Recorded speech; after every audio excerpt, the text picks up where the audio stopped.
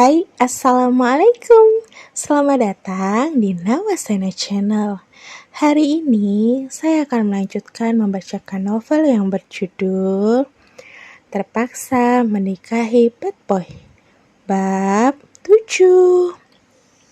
Jangan lupa di like, komen, dan subscribe ya. Selamat menikmati.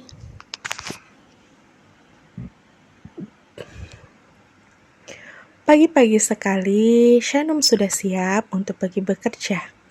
Shanum bekerja di sebuah pabrik garmen yang memproduksi pakaian-pakaian untuk diekspor ke luar negeri. Upahnya di bawah upah minimum, tapi Shanum menjalaninya dengan sepenuh hati karena pekerjaan itu sangat berarti untuknya. Shanum mendelik kesal pada suaminya karena tak jua bangun dan melewatkan sholat subuh. Padahal Shanum sangat berharap jika dia menikahi pria yang bisa menjadi imam sholatnya. Bang Zahran, bangun dong. Udah siang loh ini. Seru Shanum lalu menyibak tirai jendela kecil di dekat pintu untuk menunjukkan pada Zahran kalau ini sudah cukup siang. Zahran menggeliat dan dibangunkan saat sedang nyenyak tidur adalah momen yang sangat mengesalkan baginya. Bang! Zahran malah memindahkan bantal yang awalnya di bawah kepala menjadi menutupi kepalanya untuk menghindari seruan istrinya. Ih, nyebelin. Aku berangkat kerja dulu. Aku pulang selepas asar. Kalau lapar, ada mie instan. Sisa uang juga ada di laci di dalam kamar. Kamu bisa beli nasi bungkus di warung depan gang sana. Ujar Shanum sebelum beranjak. Dia mengenakan fatsu yang solnya sudah menipis. Zahran bisa melihat itu. Jika dipikir-pikir, malangnya nasib istrinya ini. Hidup sebagai yatim piatu yang diangkat menjadi anak oleh pasangan suami istri yang hidup dalam garis kemiskinan. Bekerja keras dan tak menikmati hasil kerjanya lebih tragis lagi. Gadis malang itu kini harus terjebak dengan berandalan tak jelas sepertinya. Pikir Zahran. Aku berangkat ya. Assalamualaikum. Seru Zahra, seru Shanum. Sekali lagi. Terus mengoceh tak peduli walau Zahran tak menyahutnya. Setelah Shanum pergi, barulah Zahran bangun karena rasa kantuknya sudah terlanjur hilang. Dia bangun di dunia baru yang akan ia lewati entah sampai kapan. Dirinya pun belum tahu. Setelah sarapan ala kadarnya, Zahran lanjut mandi dan beberapa lebam di wajah sudah mulai pudar. Kini sudah nampak jelas betapa ia adalah pemuda yang tampan dan gagah walau memakai pakaian murah no brand. Tapi aura sebagai seorang anak Taipan kaya raya tak bisa dipungkiri. Zahran mencoba mencari jejak ponsel dan motornya yang hilang. Zahran curiga kalau ada yang menjarahnya di malam yang tragis itu. Pasalnya kunci motor dan STNK-nya pun raib dari dompetnya. Aneh.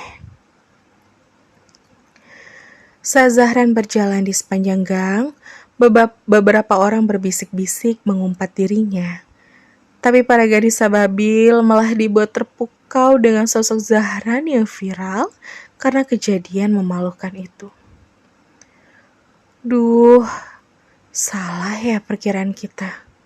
Lihat deh, aslinya dia cakep banget. Iya, kok si Sanu malah beruntung ya dapet cowok seganteng dia. Bisa nih, sekali-kali kita godain. Zahran tak peduli. Dia akan bebal dengan suara sumbang atau suara godaan apapun itu.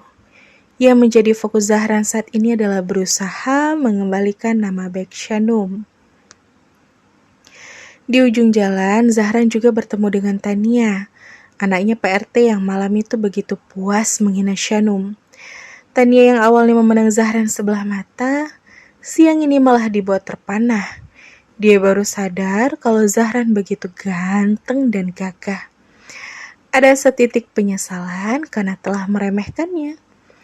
Karena gang itu cukup sempit, maka Tania dan Zahran berpapasan sangat dekat.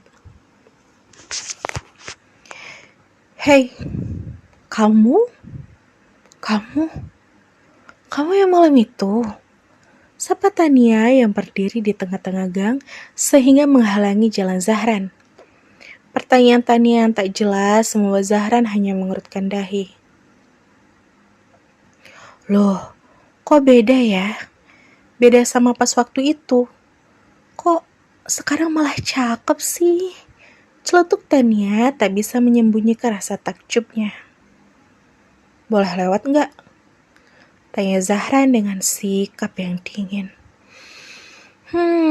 Boleh sih, tapi boleh kenalan dulu kan? Aku Tania, anaknya PRT.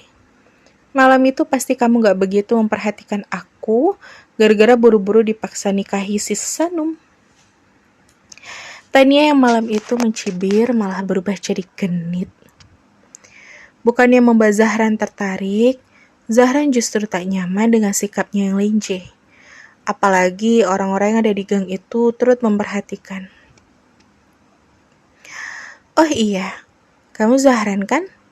Anak mana sih kamu sebenarnya? Jadi penasaran deh. By the way, kamu mau kemana nih? Terus, si Shanum kemana?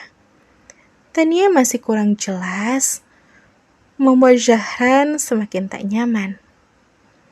Aku mau ke depan, mau nyari informasi tentang motor sportku yang hilang malam itu. Jawab Zahran.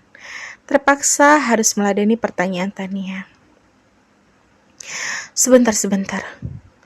Jangan-jangan. Tiba-tiba Tania terlihat kaget. Entah ada apa. Zahran malah penasaran. Zahran merasa Tania tahu tentang Ducatinya yang hilang. Jangan-jangan apa? Apa kamu tahu sesuatu? Tanya Zahran. Jadi, Ducati merah itu milik kamu? Ya? Tania tambah terbelalak. Berandalan tak jelas ini ternyata pemilik Ducati Penicil yang harganya dibanderol senilai ratusan juta. Bahkan beberapa seri harganya bisa tembus 1 miliar. Tania semakin yakin kalau Zahran memang bukan orang yang sembarangan. Tania malah jadi menyesal sudah mencibirnya dan membiarkan Shanum yang memilikinya. Tania selalu iri dengan Shanum, dan bisa jadi Zahran juga bisa jadi salah satu yang membuat anak PRT ini makin dan makin iri dengan Shanum. Hei, kamu tahu siapa yang membawa motor sportku itu? Tanya Zahran karena sampai beberapa lama Tania malah diam sembari menelan Salifah beberapa kali. Itu beneran punya kamu? Itu kan Ducati. Yang aku tahu harganya itu ratusan juta. Masa sih beneran kamu pemiliknya? Atau itu Ducati KW? Tapi masa iya ada merek motor KW sih? Jadi kamu beneran tahu? Bisa bantu tunjukkan di mana? Pinta Zahran terpaksa karena dia rasa Tania tahu sesuatu. Tahu sih, tapi Tania tiba-tiba meragu. Tapi kenapa? Belum sempat Tania membalas, tiba-tiba Zahran melihat Shanum baru masuk ke gang itu dengan keadaan yang menyedihkan. Shanum berjalan sendiri sembari menangis sesenggukan. Entah apa yang terjadi padanya. Shanum? Sapa Zahran heran. Shanum pun sadar kalau di gang itu ada Zahran dan Tania. Shanum terlihat sedih dan menutup wajahnya dengan ujung kerudungnya untuk menyembunyikan tangisnya itu. Ngapain kalian di sini? Tanya Shanum sembari menyeka sisa-sisa air matanya. Shanum curiga saat melihat kebersamaan Tania dan Zahran. Tania malah menunjukkan wajah sebal saat Shanum muncul. Jelas sekali kalau Tania itu tak suka dengan sosok Shanum. Kamu kenapa? Kenapa nangis? Bukannya kamu baru akan pulang selepas asar nanti? Tanya Zahran menunjukkan sedikit atensi pada Shanum sehingga membuat Tania panas. Abang sendiri ngapain di sini? Shanum terus balik bertanya. Sepertinya Shanum tak ingin bercerita di depan Tania. Lagi nyari jejak motor sport abang yang hilang, jawab Zahran. Oh, apa jangan-jangan yang dipakai sama Bang Jamil ya? Ducati merah kan? Shanum juga sepertinya tahu soal motor itu. Iya, itu. Siapa Jamil? Bisa kamu antar abang ketemu sama dia? Pita Zahran pada istrinya. Tania malah tambah kesal setelah ada Shanum, dirinya terlupakan dan diabaikan. Sebaiknya jangan dulu deh bang. Shanum pun tiba-tiba agak takut setelah mengetahui perihal Ducati merah itu. Kenapa? Abang kan cuma mau ngambil barang abang sendiri. Soalnya Bang Jamil itu... Shanum agak ragu dan Zahran semakin penasaran.